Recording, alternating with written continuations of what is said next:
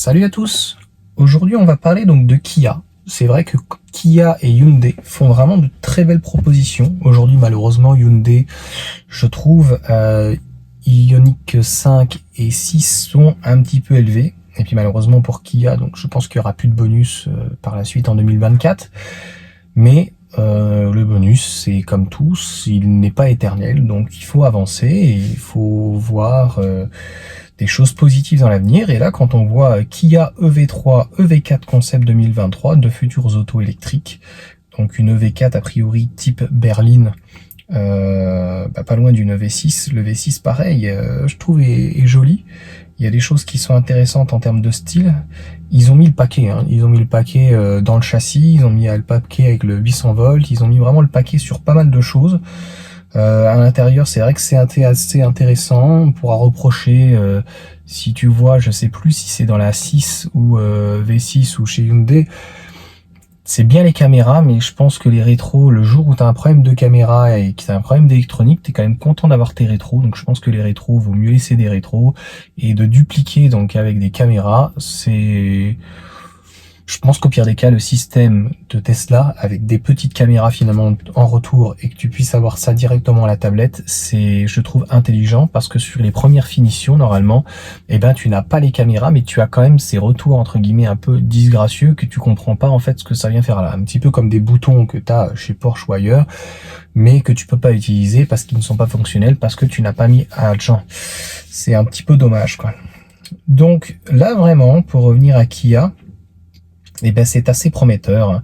Le V9 là, c'est juste malheureusement hors de prix, mais risque de reprendre un petit peu certains codes sur les plus petites. Et je voulais vraiment en parler. Encore une fois, peut-être que ça fera pas grand vu, mais c'est vraiment à souligner. C'est un constructeur, ça donne envie, ça fait plaisir à voir. Et je crois que Kia, Hyundai ont dépassé notre Peugeot Citroën par exemple, à tous les niveaux, et c'est ce qu'on demande en fait à une électrique, c'est d'avoir une proposition honnête, si on peut dire, en tout cas une structure, quelque chose de cohérent et qui permet de ne pas laisser les gens de côté, en tout cas avec des limites de charge, des limites de batterie, des limites de consommation. Et puis on parle même pas éventuellement des planchers plats, de ce qui manque, etc. Donc ça arrivera encore une fois plus tard peut-être chez PSA, mais aujourd'hui il faut vraiment souligner donc Kia, c'est plutôt actuellement une très très belle position, donc une proposition, et on attend, je sais pas si je mettrai en incrustation, donc je le mettrai déjà en miniature, et la vidéo doit être courte parce que juste à être signalée.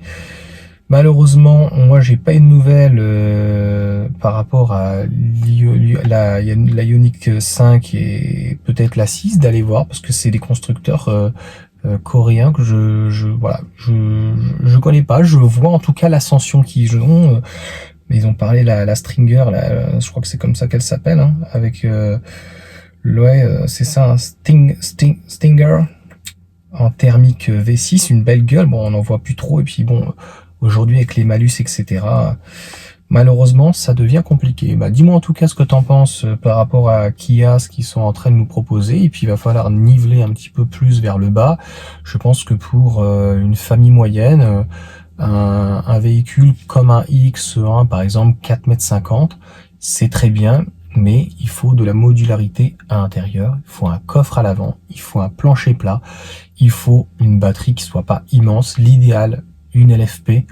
L'idéal, c'est clairement que il a un beau coffre et voilà, qu'on ait un bon rendement.